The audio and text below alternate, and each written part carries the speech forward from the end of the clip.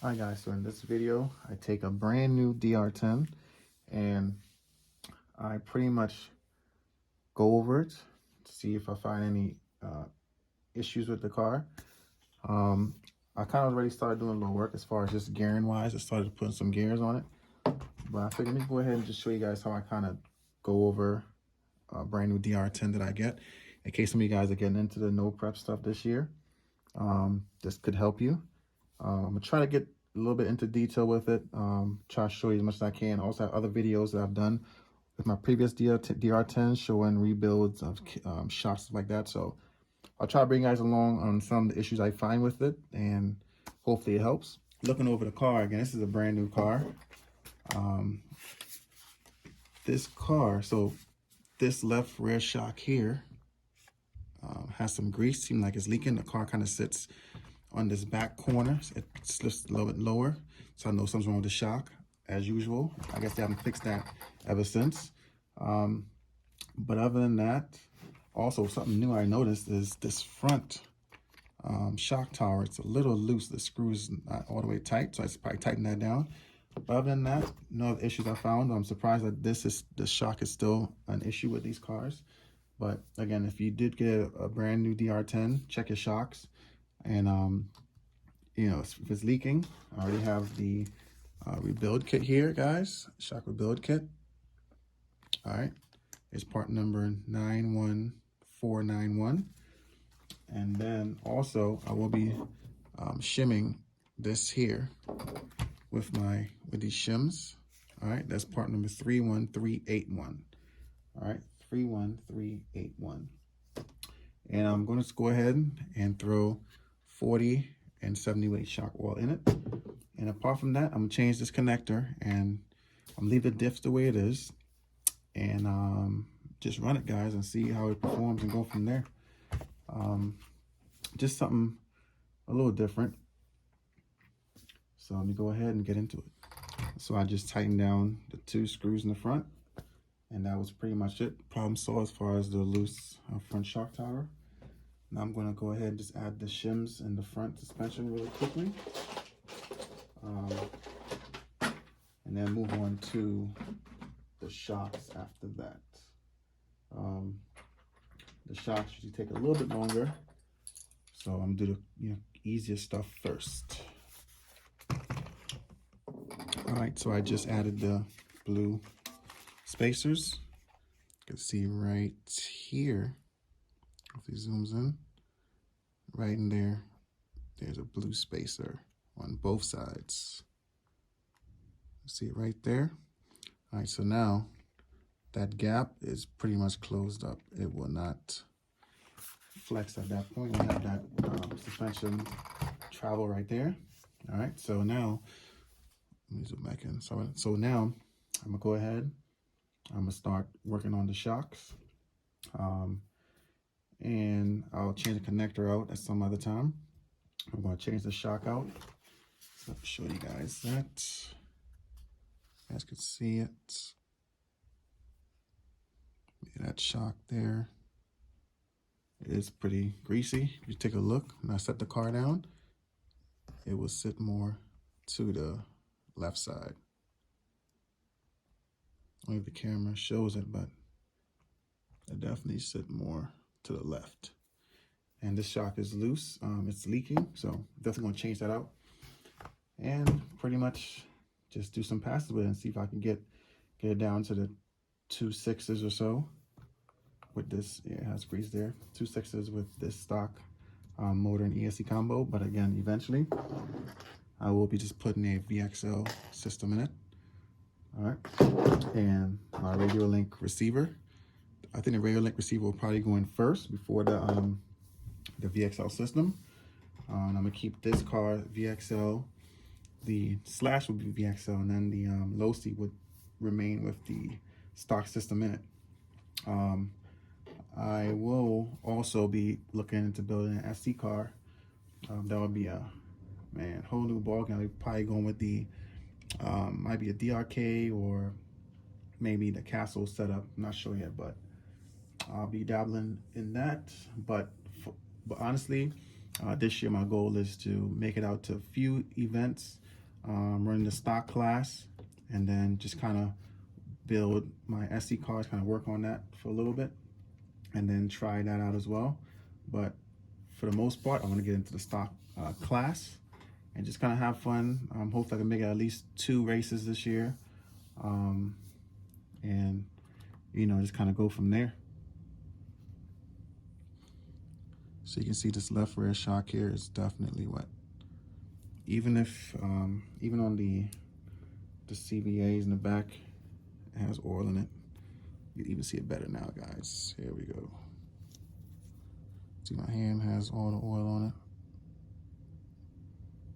Lots of oil. So I'm definitely going to repair the shock, rebuild it, I should say. Yeah. All right, so just took the cap off, as you can see. Hopefully it zooms in. Right there. That seal on the top is pretty much pinched. See right there? That's what's causing the leak. Everywhere else is dry, it's just the top here. So I'm gonna be lazy, guys, and I'm not even gonna rebuild the whole shock. I'm just gonna replace that seal. I'm just gonna take a seal from the kit. I don't know why not zooming in today, guys. Take a seal from that kit and just replace it. I will dump the fluid out and put the 70 weight in the rear, and then I'll do the same for the front. I'll put the 40 weight in the front. Only because my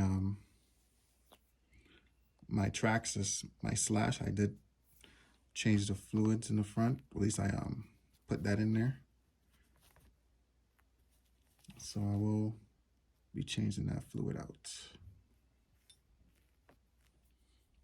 Now the seal on the other shock is perfectly fine. It's not torn, it's not leaking. All right, so I'm just gonna dump the stock fluid out, and I will be putting the 70 weight in the back. Another thing, while I'm here, I will get my brake caliper, and I will measure the shock length on both. This part here, I'll measure that part and make sure they're both the same length. That way I know my shocks are not longer than one, not longer than the other, and then you have to deal with the shock fluid and stuff like that. So right now I'm getting 27.58, which it just changed on me, but it's 27.58 on that one, on the right side. And let's see what the left side is. So the left side shows 28.23 or 21. That's what this side showed. So I'm going to adjust them, make sure they're both the same length. All right, so it took me a little time. So I got the shock length just about the same on each side. So now go ahead and fill the shock oil up. All right, so I got the rear shock all done. To move on to the front shocks and get those redone with the 40 weight Team Associated shock oil. Just removing the shock. So pull the spring down. Your finger just kind of pop this off on an angle up, just like that. Pull the shock out. The retain up here, and then you have your shock. That's how you do it for front or rear. All right, so then you have, so with this, the DR10 gives you a shock tool. It goes right here. See the little flat spot? It goes right in there, just like that. And then you're able to break it loose. I'm gonna use like a little wrench, just kind of pop it loose. It's a little tight. All right. And then you're able to unscrew it. Then you can inspect and see what's going on in there. That's the shock oil right here. Yeah, it's probably not focused in. All right. Go ahead, dump that out. And I'm going to put the 40 weight in the front.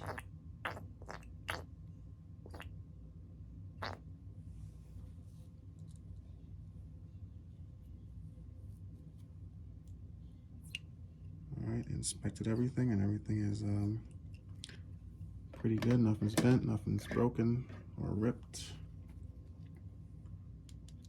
So the front shocks wasn't leaking, it was just that left rear shock. So I'm just gonna drain and fill on the front shocks. Not sure why my camera is not focusing right now. So I could clearly tell the front shocks were not filled equally. That right front shock, or I think the left front shock, had more oil in it than the right side. Get that out of there. Go ahead and put the 40 in there.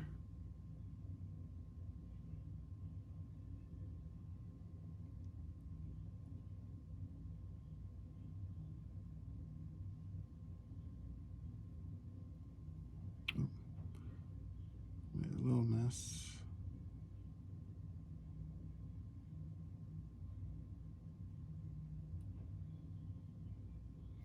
All right. Go ahead and move the shock pistons up and down, and I will level them out later on. What I'm gonna do is I'm gonna let it sit, and then I'm gonna go move on to the front steering. Just kind of loosen that up while these shocks sit, and let the air bubbles come out. Air bubbles will make you have an uneven shocks in the front. All right, so as I was working on the front shock, I noticed I'm gonna have to rebuild this front shock as well, because for some reason it looks like this ring here on the shock as I'm building it. It seems to somehow get the seal crossed up. So when I tighten this down, the piston no longer moves in freely. So let me demonstrate it real quick. So as I tighten it down, let me get it started.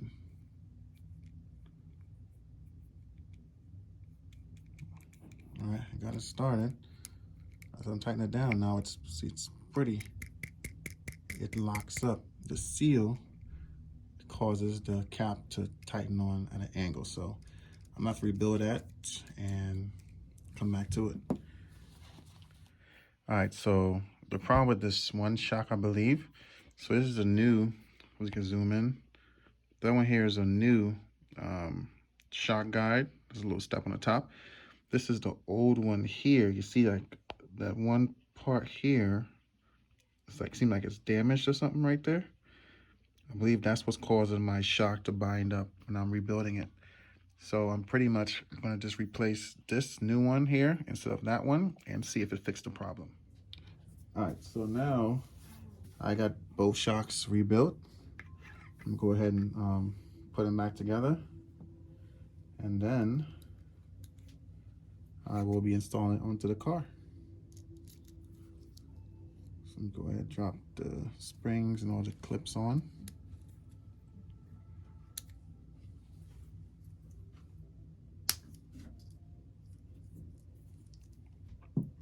Got one. Got the second one. So that will definitely help.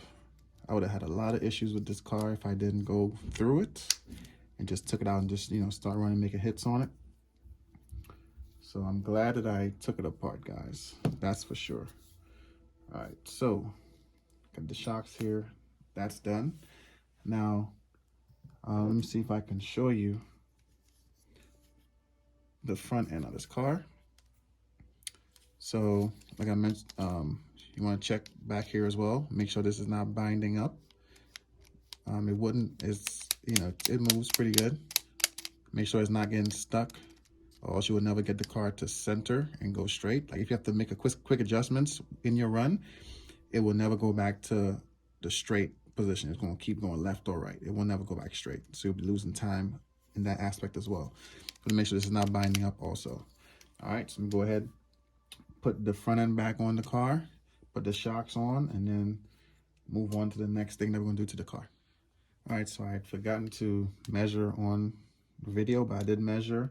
I took them back up, took the shocks back off of the car, and I remeasured the pistons and got those squared away. So now I'm going to go ahead and continue putting the car back together. All right, so move that out the way. And then put the front back on. All right.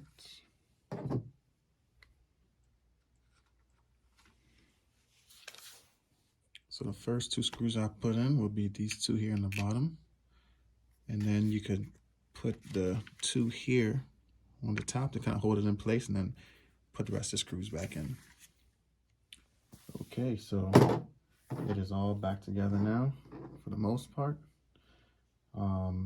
What else would I want to do to this? I'm debating on just changing the radio out right now. I already know the stock radio is really not, it's okay. What I'm trying to do, I feel like it would be a disadvantage to me to keep the stock radio in there. So I think I would put the Radio Link radio in it. Again, I will change the connectors. Plus I don't have batteries to run this anyways with the Deans. Everything is XT90s and QS8s at the moment. So I got the stock tires. I'll probably do a couple hits with the stock tires and I'll switch it out to a different tire combo and just see what I could do with it, guys. And then again, probably go ahead and throw that guy in there. Once I feel like I did enough kind of testing with this stock system, just see if I can push myself a little bit more with the stock system. That's all it is, guys. And then go from there. So again, it's pretty much it. Definitely when you get your DR10, just look them over, check your shocks, make sure the pistons and everything is moving nice and freely, even though it's not leaking on the outside. Make sure it's still working properly. Check your steering linkage. What else? And also, I will be adding the little rubber stops here in the front, so both you'll have a a limiter set up within it as well. And that's about it, guys. I might have missed a couple of things that I did to the car, but you gotta watch the video, you see everything I did to it. And again, just a quick video on what I do with my brand new DR10s. Definitely look them over and look forward to doing some test runs with it and just having fun with this car. All right. Again, thanks for watching. I'll catch you guys in the next one.